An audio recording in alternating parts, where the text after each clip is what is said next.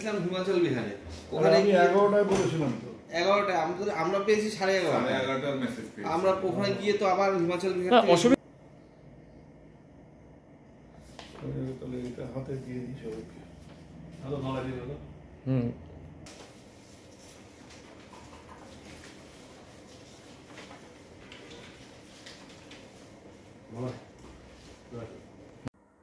সে কাগজটা হচ্ছে আমাদের কুচবিহারে ভোটের ফলাফলটা কিভাবে হয়েছিল। আপনারা জানেন যে গত 4 তারিখে যে ভোটের ফলাফল বেরোয়, উত্তরবঙ্গের আসনগুলোর মধ্যে কুচবিহার আসন তৃণমূল কংগ্রেস জয়ী হয়।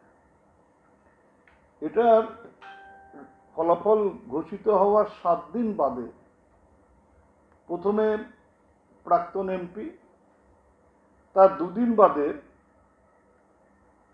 পশ্চিমবঙ্গ বিধানসভার যিনি বিরোধী নেতা শুভেন্দু অধিকারী কুচবিহারে এসে দাবি করেন যে 19 রাউন্ড পর্যন্ত বিজেপি প্রার্থী নাকি এগিয়েছিলেন, 19-20 রাউন্ডের পর থেকে ইভিএম গুলো বদল করে তাদের প্রার্থীকে হারানো হয়। তারা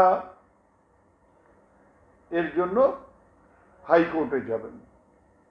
আমি আপনাদের যে হাতে যে কাগজটা দিলাম তাতে আপনারা ওটা দেখুন পরিষ্কারভাবে। প্রথম রাউন্ডের থেকে আমাদের প্রার্থী এগিয়ে, প্রথম রাউন্ডে 5353 ভোটে এগিয়ে, সেকেন্ড রাউন্ডে 6017 ভোটে এগিয়ে। আমাদের প্রার্থী পিছিয়ে যায় 9th রাউন্ডে এসে 353 ভোটে, অর্থাৎ টোটালে 353 ভোটে পিছিয়ে পড়ে, এবং 10th রাউন্ডে 502 ভোট, সেটা বেড়ে আরও 149 ভোটে ওই রাউন্ডে হারার পরে আমরা 502 ভোটে পিছিয়ে যাই। কিন্তু তারপর থেকে আবার 11th রাউন্ড 12th রাউন্ডে একদম পরপর 24 রাউন্ড পর্যন্ত আমাদের প্রার্থী এগিয়ে থাকেন। মোট 39,400 ভোটে আমরা আমাদের প্রার্থী জয়ী হয়। তাহলে এই যে অপপ্রচার, এই যে মিথ্যাচার প্রার্থী করেছেন, ঠিক আছে বুঝতে পারলাম, তিনি পরের দিন সকালবেলা চলে গিয়েছিলেন, ভোটে হেরেই পরের দিন সকালে দিল্লি চলে যান। 7 দিন বাদে ফেরত এসে তিনি ঘোষণা কর্মীদের সামনে কি বলবেন, একা বলতে গিয়ে তিনি বললেন যে তাকে জোর করে হারানো হয়েছে ইত্যাদি ইত্যাদি। কিন্তু একজন দায়িত্বপূর্ণ ব্যক্তি, যিনি পশ্চিমবঙ্গ বিধানসভার বিরোধী দলের নেতা, তিনিও কি করে এই কথা বলেন? তা আমি আপনাদের কাছে এই কাগজটা তুলে দিলাম, চ্যালেঞ্জ করে বলছি যে হাইকোর্ট কেন, একেবারে সর্বোচ্চ পর্যায়ে উনি যেতে পারেন। যদি প্রমাণ করতে পারেন যে ইভিএমে কোনো কারচুপি করে হারানো হয়েছে, তাহলে তো আমাদের জয়ী প্রার্থীর পথ যাবেই। কিন্তু যদি না প্রমাণ করতে পারেন, তাহলে এই ধরনের অপপ্রচার করবার জন্য উনি কিভাবে মানুষের কাছে ক্ষমা চাইবেন সেটা আগে পরিষ্কার করে বলুন। আরেকটি কথা উনি বলেছেন, সেই সময় কুচবিহারে বলেছেন এবং তার পরের দিন রাজভবনে রাজ্যপালকে ডেপুটেশন দিতে যাওয়ার ক্ষেত্রে তিনি সময় বলেছেন যে উদয়ন গুহ 21 সালের বিধানসভা নির্বাচনের পরে পোস্টপোল ভায়োলেন্স যা হয়েছে, 5টা নাকি কুচবিহারে খুন হয়েছে, তার মধ্যে 3টে খুনে নাকি আমার বিরুদ্ধে এফআইআর হয়েছে। কোথায় 5টা খুন হয়েছে আমি জানি না, মশামাছি মরেছে কিনা সেটাও আমার জানা নেই। তবে ও যদি দেখাতে পারে যে কুচবিহার জেলা কেন, সারা পশ্চিম বাংলায় উদয়ন গুহর বিরুদ্ধে 302-এর কোনো মামলা 21 সালের পরে হয়েছে, তাহলে আমি আমার মন্ত্রিত্ব ছেড়ে দেব, এবং যদি না পারে তাহলে ও যেন ওর বিধানসভার যে আসন সেখান থেকে পদত্যাগ করে রাজনীতির থেকে সরে যায়। কারণ এই ধরনের মিথ্যাচার মানুষকে বিভ্রান্ত করে। ও জানে না যে আমার সম্বন্ধে বলা হচ্ছে যে আমি পোস্ট পোল ভায়োলেন্সের সাথে জড়িত, 3টে খুনের মামলার আমি আসামি। আমাকে 6 তারিখে আক্রমণ করেছিল, 6ই মে। 2রা মে ভোটের ফলাফল ঘোষিত হয়েছিল 21 সালে।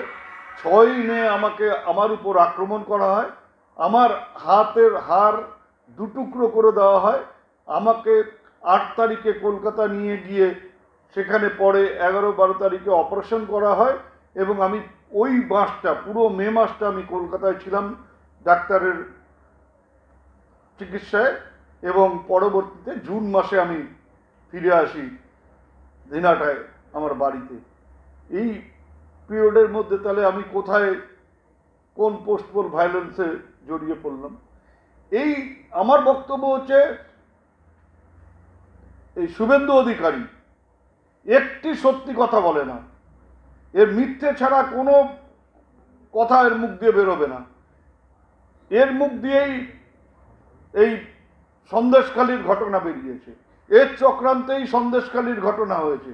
যত রকম মিথ্যাচার, কিছু প্রাক্তন বিচারপতিকে হাতে নিয়ে তাদের মাধ্যমে মিথ্যাচার এবং মিথ্যে মামলা, সেই মিথ্যে মামলায় সাজা ঘোষণা, এই ধরনের কাজ এই শুভেন্দু অধিকারী চক্রান্ত করে চালিয়েছে। অবিলম্বে এই ব্যাপারে ব্যবস্থা নেওয়া উচিত, নাহলে আগামী দিনে পশ্চিমবাংলায় নানা রকম অশান্তি হবে। সেই অশান্তির দায়ে পুরো বর্তাবে হচ্ছে এই বিরোধী দলের নেতার উপর। এই পরিষ্কার পশ্চিমবাংলায় একটা অরাজক অবস্থার সৃষ্টি করবার চেষ্টা করছে। আজকেও আমি শুনছিলাম, আপনারা যারা আছেন আপনাদেরই কারো কোনো চ্যানেলে, সেখানে বলছে 95% মুসলমান তারা তৃণমূলকে ভোট দিয়েছে, অমুকে অমুক দিয়েছে। এই যে ভোটারদের ভাগ করে দেওয়া, হিন্দু মুসলমানের মধ্যে ভোটারদের ভাগ করে দেওয়া, ধর্মীয় বিভাজন করে দেওয়া, প্রতি পদে পদে এই ধরনের কাজ করে একটা সাম্প্রদায়িক সম্প্রীতিকে নষ্ট করবার চেষ্টা, পরিষ্কার পশ্চিমবাংলায় একটা অরাজক অবস্থার সৃষ্টি করবার চেষ্টা করছে। আজকেও আমি শুনছিলাম, আপনারা যারা আছেন আপনাদেরই কারো কোনো চ্যানেলে, সেখানে বলছে 95% মুসলমান তারা তৃণমূলকে ভোট দিয়েছে, অমুকে অমুক দিয়েছে। এই যে ভোটারদের ভাগ করে দেওয়া, হিন্দু মুসলমানের মধ্যে ভোটারদের ভাগ করে দেওয়া, ধর্মীয় বিভাজন করে দেওয়া, প্রতি পদে পদে এই ধরনের কাজ করে একটা সাম্প্রদায়িক সম্প্রীতিকে নষ্ট করবার চেষ্টা করছে, এবং মানুষের মধ্যে বিভ্রান্তি সরাবার চেষ্টা করছে। আমরা ভোট পেয়েছি 7 লক্ষ, প্রায় 80,000-এর ভোট পেয়েছি আমরা কুচবিহারে। তো আমরা কিন্তু ধর্মের, কে আমাদের ভোট দিয়েছে, হিন্দু ভোট দিয়েছে না মুসলমান ভোট দিয়েছে, রাজবংশী ভোট দিয়েছে না রিফিউজি ভোট দিয়েছে, সেসব নিয়ে আমরা চিন্তিত না।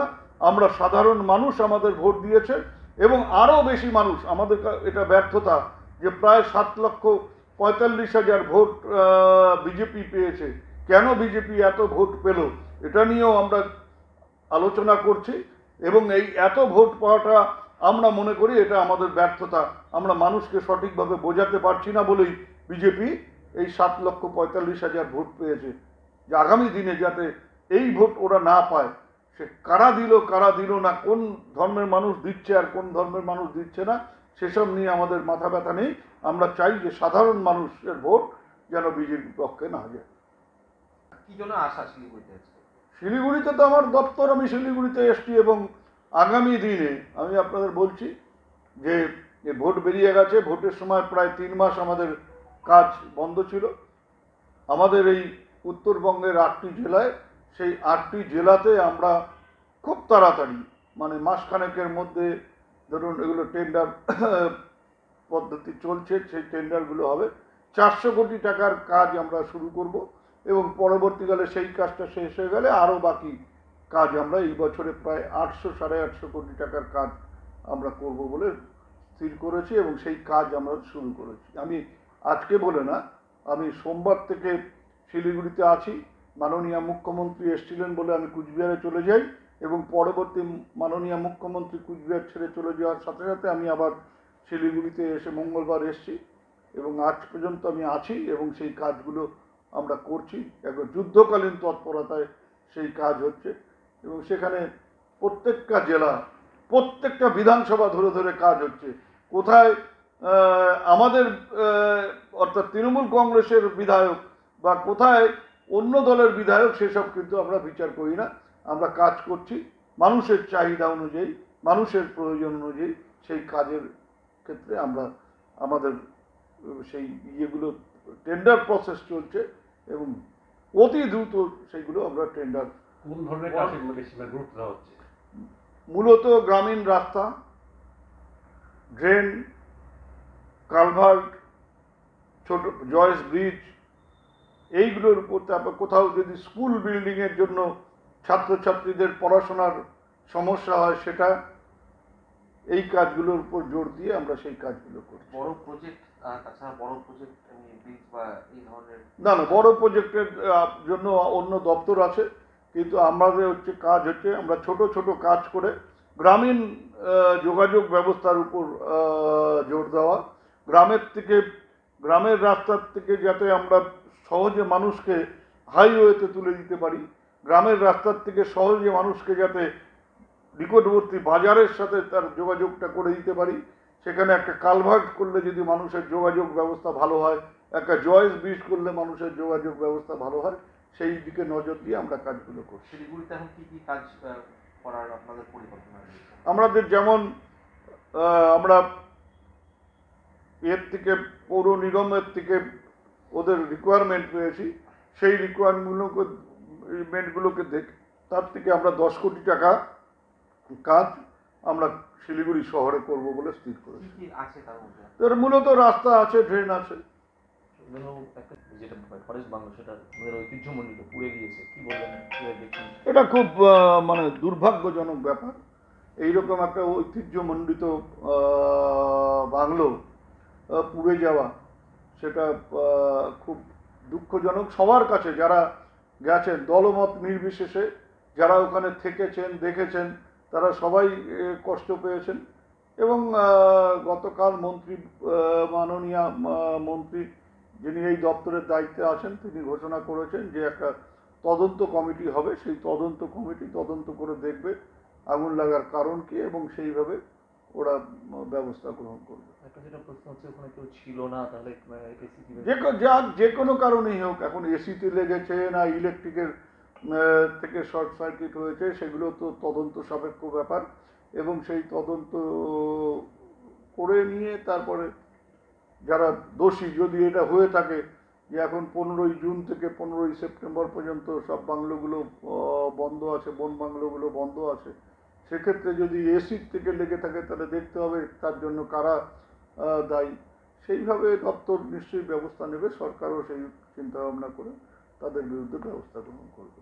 আরেকটা বিষয়, যেটা অনন্ত মহারাজের সাথে দেখা করলেন, বিষয়টাকে কিভাবে ব্যাখ্যা করবেন? এ ব্যাপারে আমি কোনো মন্তব্য করব না, এটা মুখ্যমন্ত্রীর ব্যাপার। তিনি অনন্ত মহারাজের কাছে যাওয়ার একটা সৌজন্য সাক্ষাৎকার করবার কথা ভেবেছেন এবং গেছেন। সেখানে ওটা কোনো রাজনৈতিক ব্যাপার ছিল না, কারণ ওখানে জেলা শাসক ছিলেন, তারপরে জেলার এসপি ছিলেন। অর্থাৎ মুখ্যমন্ত্রী গেছেন, পুরোটাই মুখ্যমন্ত্রী হিসেবে গেছেন, দলীয় ব্যাপার নয়। এবং মুখ্যমন্ত্রী সেখানে সৌজন্য সাক্ষাৎকার করতেই গেছেন।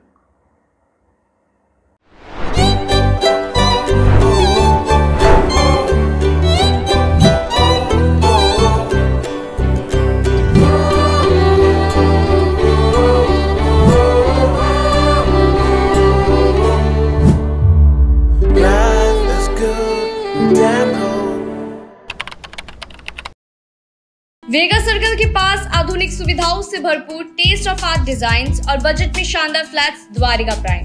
ट्रैफिक जैम से मुक्त, हर समय उपलब्ध पब्लिक ट्रांसपोर्ट और सिलीगुड़ी के प्रमुख मॉल्स पैदल दूरी पर ही।